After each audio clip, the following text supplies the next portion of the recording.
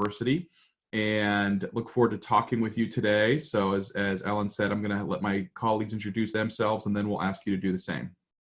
My connection's unstable.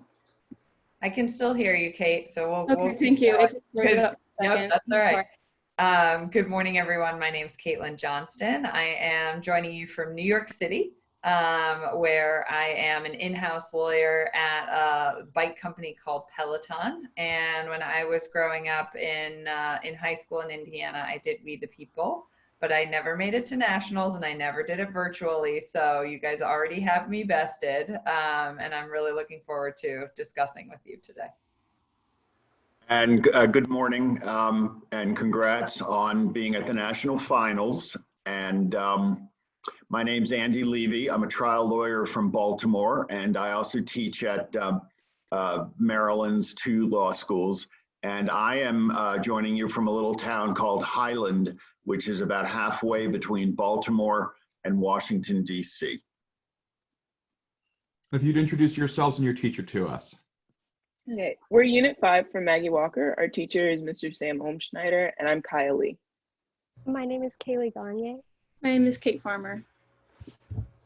Great. And did my screen just, did somebody join, or are we, maybe it was just my screen. Okay. The video for the teacher, Mr. Olmschneider. That's what happened. Changed is what happened. Okay. Thank you, Andy. Okay, well, very good. We're going to go ahead and get started. And again, we know that it's Unit 5, Question 2. So I'm going to go ahead and read that, and then we will hear your prepared remarks. Richard Posner wrote that the American public worries more about invasions of privacy than about summary proceedings against suspected terrorists, curtailments of the freedom of speech of the law-abiding, or the right of the media to publish government secrets. Do you agree or disagree with this statement? Why or why not? And to what extent, if any, is privacy in jeopardy today? What protection, if any, do people have from privacy violations by governments or businesses? You may begin. Richard Posner's Not a Suicide Pact addresses the difficult balance between civil liberties and governmental efficacy in preserving national security, asserting that we must resort to what he refers to as pragmatism by viewing privacy rights in a cost-benefit analysis to find the point of balance between civil liberties and national security. However, his approach scorns American judicial practices, declaring the emphasis on personal liberties a rights fetish. Posner's view represents an overreaction to the threat of Islamic terrorism in the early 21st century and an undervaluation of the importance of individual privacy to democratic practice. The blanket extension of government powers during emergencies supported by Posner is dangerous given the historical ambiguity of the term emergency. Because national conflicts have become so frequent and prolonged, the state of emergency exception allows for civil liberties to be legally minimized at nearly all times, granting government officials authoritarian power. Executive acts of civil liberties suppression from the Palmer Raids to the Patriot Act highlight the misapplication of enforcement powers when faced with a national security risk. By loosening requirements for obtaining warrants, they gave the executive a carte blanche to restrict speech and conduct of which they disapproved. To prevent this damage to civil society, maintaining a healthy respect for judicial precedent is essential. The ACLU's use of lawsuits to combat the Patriot Act and similar measures have shown that Americans do not have to yield to overly invasive security measures and can retain their expectation of privacy without a collapse of national security.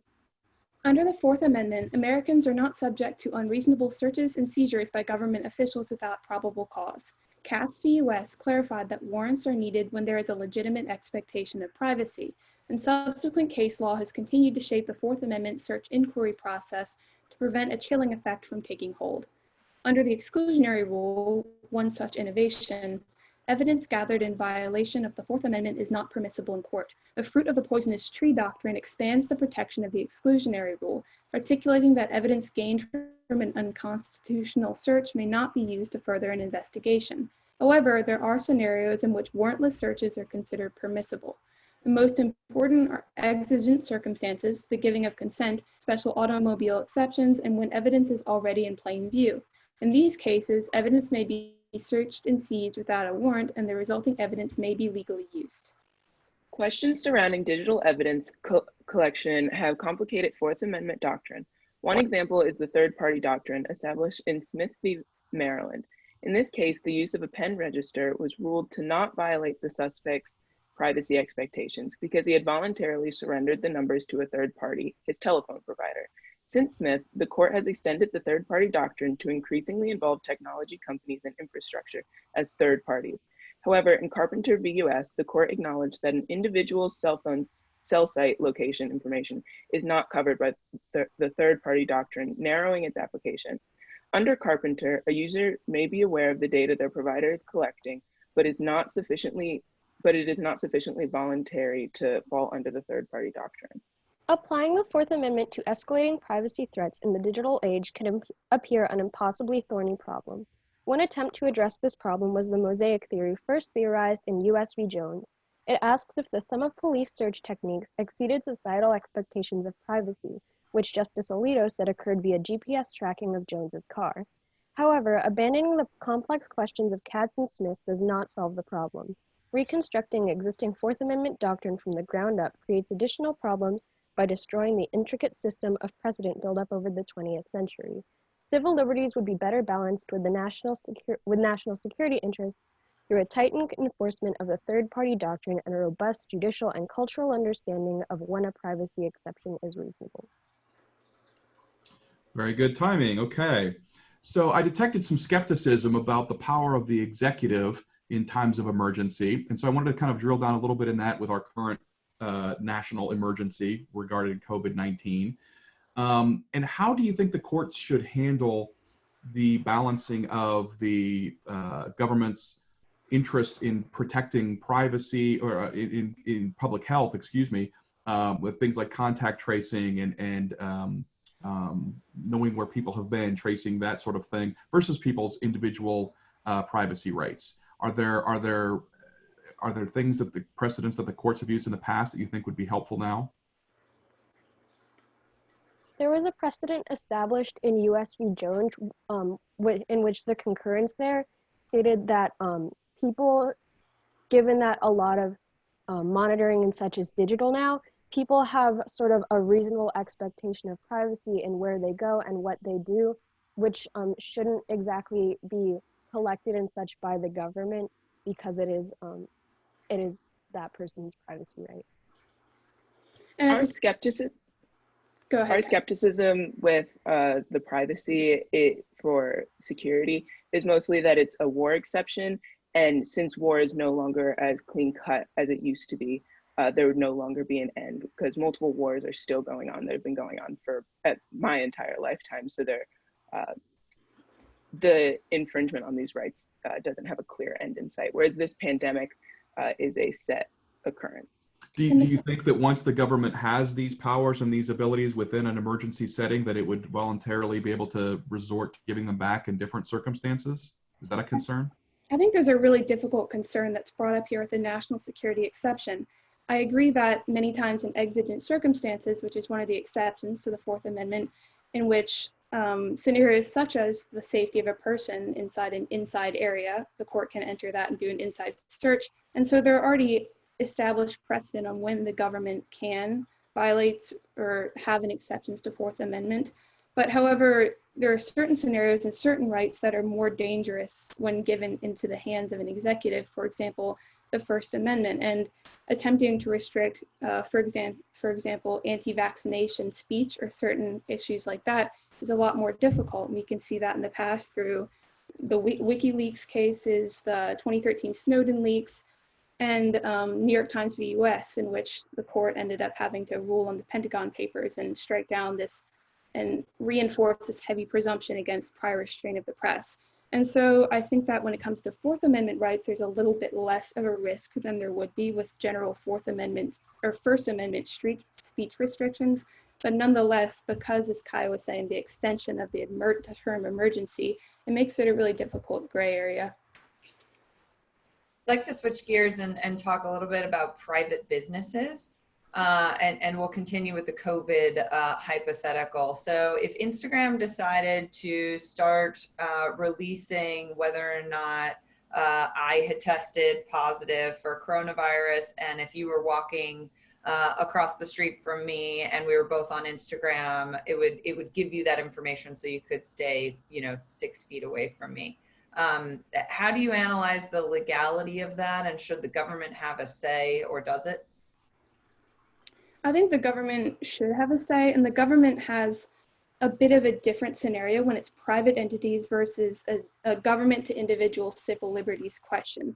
The government can carve out positive legislation that can enforce various privacy infringements by private entities, which it has done with certain anti-stalking laws, et cetera, that aren't necessarily government to individual civil liberties questions, but concerning private entities. So the notion that private entities are just these free entities to do what they want without being confined by the Constitution is not necessarily true, but it's up to the legislative branch to pass legislation that can limit them in a way that they deem necessary, that does not necessarily have to fall under the really strict constitutional outline.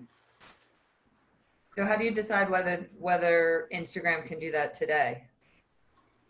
I think I would actually disagree with Kate. I think Instagram would be allowed to do that because if a person sort of, in this circumstances, I would assume that this person had a way to let Instagram know that they tested isn't information that Instagram just got.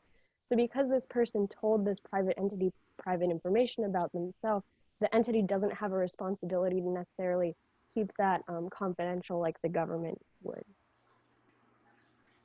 So is, the reasonable expectation of privacy has been interpreted to say you don't have any expectation of privacy in trash you put out at the curb, which is sort of an absurd notion if you think about it. So my question is, are the expectations of privacy that you've been talking about, in light of all we know, are they reasonable expectations? Well, I think an important distinction that the court has made in the past in cases like Silverman v. US is the distinction between inside and outside surveillance. And so this cat's reasonable expectation of privacy, you have that when it's an inside search, and that can be like your house, your car, your pockets, your packages, or your bags. And I think that's a distinction we need to maintain. And the definition of individual can be rather difficult, but I think that that's a good way to help distinguish when it counts as a search on a person, even if sometimes it's not an incredibly direct scenario to be made. Thank you. Unfortunately, our time is up. Great job. Thank you very much. Appreciated all of that and enjoyed it. So a little bit of feedback from us now. I thought you had a lot of really in-depth information about Fourth Amendment in particular, which is obviously a very important part of this. And, we could have drilled down into that for a lot longer, just of that part of it, but talking about the various aspects of that. And it was interesting too, the discussion that you had, I think, in your opening about cost benefit analysis and sort of, in this area, there's a lot of weighing and counter, there's different rights that are implicated, the government's power to try to keep us safe versus individual liberties. And it's always a trade-off and a balancing that the court sort of has to struggle with. And it's not a lot of easy answers. And where you draw those lines is not, it's a challenge. And so that's one of these, the area with privacy. And you also talked about vaccination. I mean, there's a lot of different elements to privacy. There's the personal autonomy, there's the data, there's financial records, there's all sorts of different things that you could have that you want to remain private. And I think you did a nice job talking about that. And you also talked about the idea of the war exception, and, a national crisis has been a sort of a, it can obviously be a military or a sort of a hostility situation. But obviously now we're in a national crisis of a different sort, but how does that implicate things? And the idea of sharing data, who are you giving the data to, the government, or are you giving it to a private organization, and how those relationships implicate each other? And I thought you did a nice job of talking about that, and I enjoyed that. You also talked about the idea that the legislative branch has a specific and very important role here. And again, when you talk about private organizations, it's not the Constitution necessarily that's providing the protections. And so I really appreciated your comments on that area as well. So thank you very much. I enjoyed it. And I'll defer to my other colleagues to give you some more feedback. Yeah, I echo all of that. I would say with your prepared remarks, I specifically appreciated that you took a stance. And we've had, to tease out, this notion of a war exception and when does it ever end. from students in a back and forth in follow-ups, and you guys kind of came right out and gave us that, which is a good jumping off point to have kind of a more fruitful discussion. I work in private practice and write policies that deal with privacy policies in terms of service for a living. So I would have liked to tease out a little bit more, what happens when companies that are massive like Facebook and Google and Apple decide that they can help solve public crises. And we've already given our consent in a terms of service contract or a privacy policy for them to use whatever they've gathered based on our use of those services. That could be really dangerous in the absence of some protection from the governments. And I think we've put a lot of trust historically in private industry and are realizing kind of recently that maybe that's not quite well placed. So I was trying to tease that out a little bit with my question. I thought you guys did a nice job tag teaming that, right? Kate, you were advocating for legislation. Kaylee, you were kind of like, well, the company has asked for information that the user gave. So you were kind of hitting on that did you already give consent? So would have loved to muck around in that issue a little bit more with you all, but you did a really good job with both the prepared remarks and the follow-ups. So you guys did a spectacular job, and I want to just begin with my my appreciation for the job you did. Just, I guess, Kaya, maybe when we just started summarizing the Posner thesis, and you did a very nice job of summarizing that. And then I like that you implicitly called him out on his phrase rights fetish, which is, classic Richard Posner, that just the scorn with which he, sort of disparages this, like a fetish. I mean, just the phrase just tells you all you need to know about Judge Posner. And I thought, just on and on, I could, this hearing, as much as any we've heard in the 2 days, made me really regret that we didn't have a lot more time. I would have loved to hear your guys' take on so many of these other questions. It was a sophisticated, you guys really, it was thoughtful. You weren't, just, talking. I'm getting shooed out of the room here by our coordinator, so I have to stop. But really, guys, fantastic job. Thank you.